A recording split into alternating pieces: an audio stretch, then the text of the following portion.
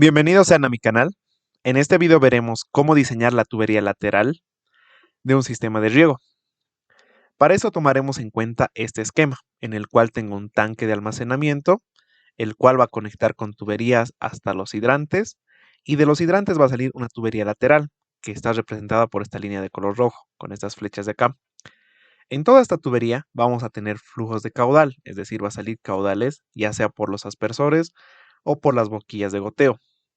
De cierta forma, estos aspersores van a tener el mismo caudal y por tanto debemos analizarlo en todo un conjunto, toda esta tubería.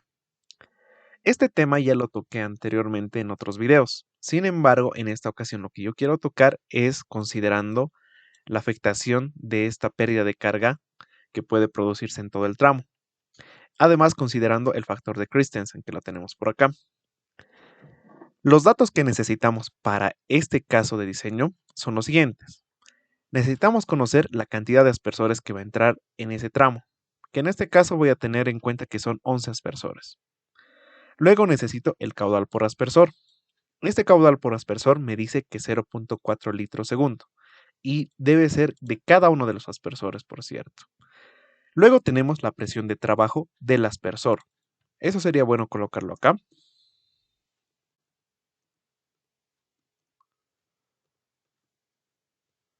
Y esto es más que todo una especificación técnica que viene directamente del aspersor que nosotros vayamos a elegir.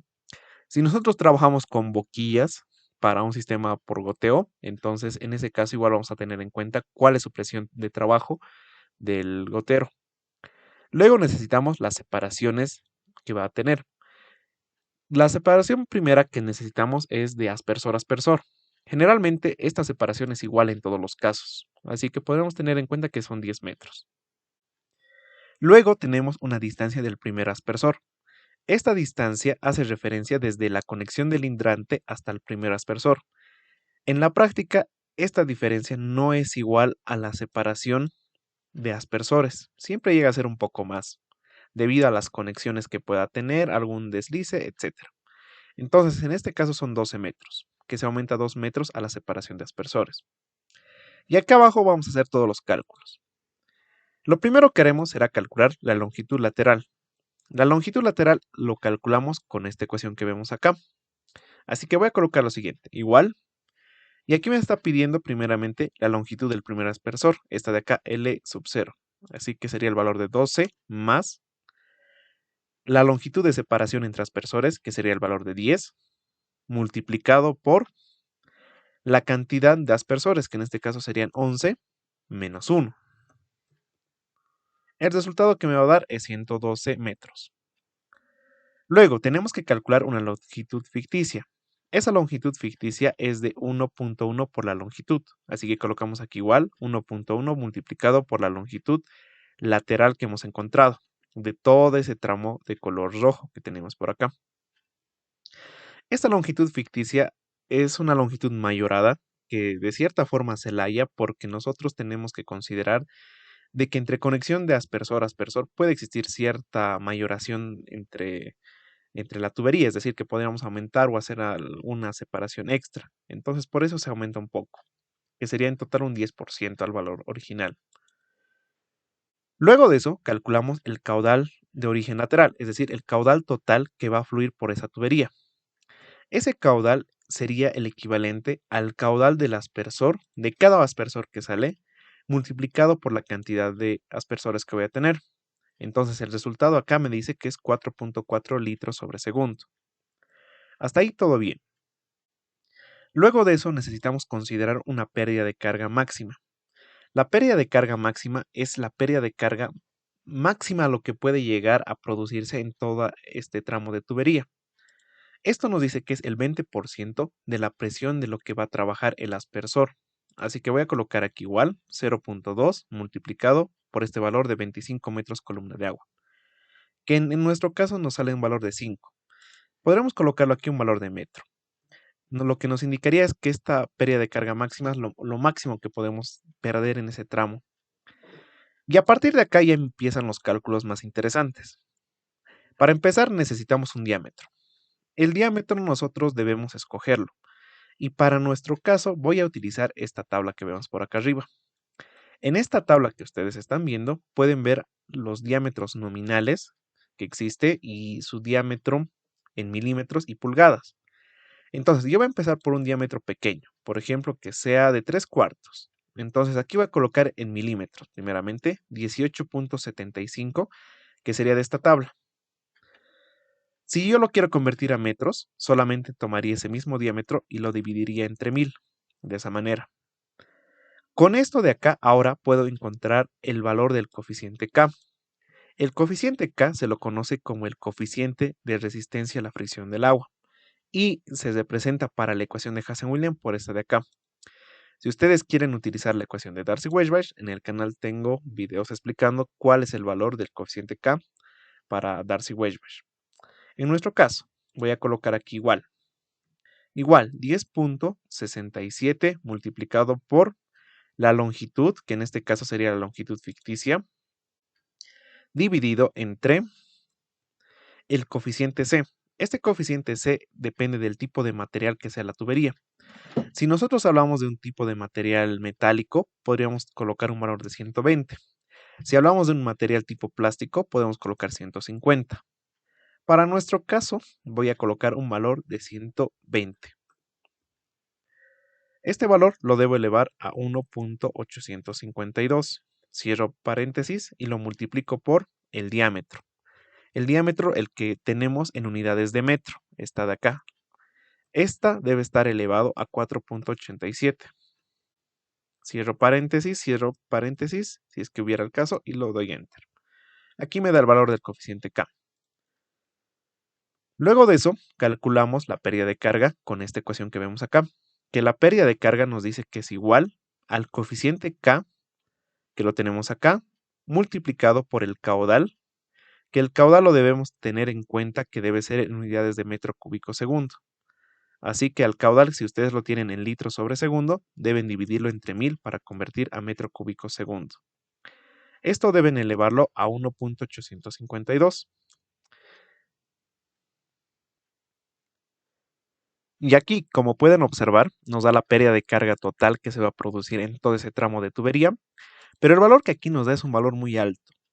Esto nos da debido a que nosotros hemos tomado en cuenta un valor del diámetro que no puede ser aplicado y que puede llegar a un colapso en el sistema, porque 2000 ya es mucho mayor a la pérdida de carga máxima que se puede producir de 5 metros.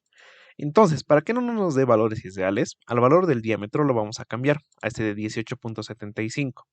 Lo vamos a aumentar de paso en paso. Vamos a utilizar el de 25, que ven que ya rebaja aquí la pérdida de carga, pero aún así sigue siendo alto. Si le ponemos 37.5, acá, ya baja más todavía, pero sigue siendo alto. Tal vez si le ponemos el de 50, ya bajó demasiado, pero aún así no cumple. Entonces aquí le voy a cambiar a 62.5. Ya podemos observar que ya bajó mucho. Yo creo que el de 75 sería el ideal, así que aquí arriba lo colocamos 75 milímetros. Y ahora sí ya nos da una pérdida de carga relativamente ideal. Por el momento, esta es la pérdida de carga calculada con esta ecuación. Pero debemos calcular aparte de eso el factor de Christensen. Este factor de Christensen lo que hace es encontrar la pérdida de carga cuando nosotros tenemos diferentes salidas de caudal en un tramo de tubería. Entonces, acá lo vamos a calcular con esta ecuación que vemos aquí. En esta ecuación van a ver que depende de dos variables, la variable m y la variable n. M, para resumirlo, aquí como dice, es el exponente de la fórmula utilizada en el cálculo hidráulico de pérdidas de carga. Este m hace referencia al valor que el caudal esté elevado en la ecuación de pérdidas de carga. Como nosotros vemos acá la ecuación de pérdidas de carga de Hazen-Williams, el caudal está elevado a 1.852, entonces m sería 1.852. Le voy a añadir una fila más para que tengamos directamente ese valor. Entonces aquí el valor de m, en nuestro caso va a ser 1.852. Luego de eso, tenemos el n. El n es el número de derivaciones o de salidas, que en este caso serían el número de aspersores. Entonces, ahora sí, colocamos aquí igual 1 dividido entre 1 más el valor de m que dijimos que era 1.852 más 1 dividido entre 2 multiplicado por la cantidad de aspersores más raíz cuadrada del valor de m menos 1. Esto lo va a elevar a 0,5 para hacer referencia de la raíz cuadrada.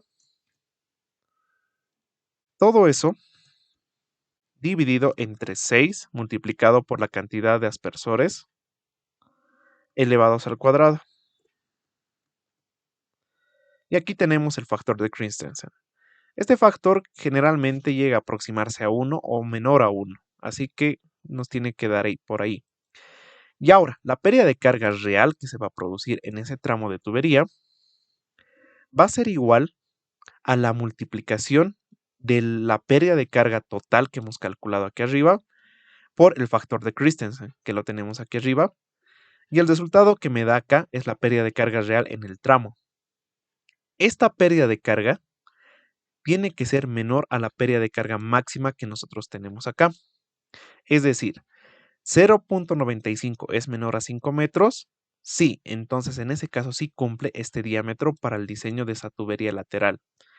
En otro caso, si nosotros hubiéramos utilizado tal vez un diámetro de 62.5, que es de 2 pulgadas y medio, igualmente nos cumpliría, porque vemos que se va a rebajar mucho el caudal, o bueno, la pérdida de carga en este caso.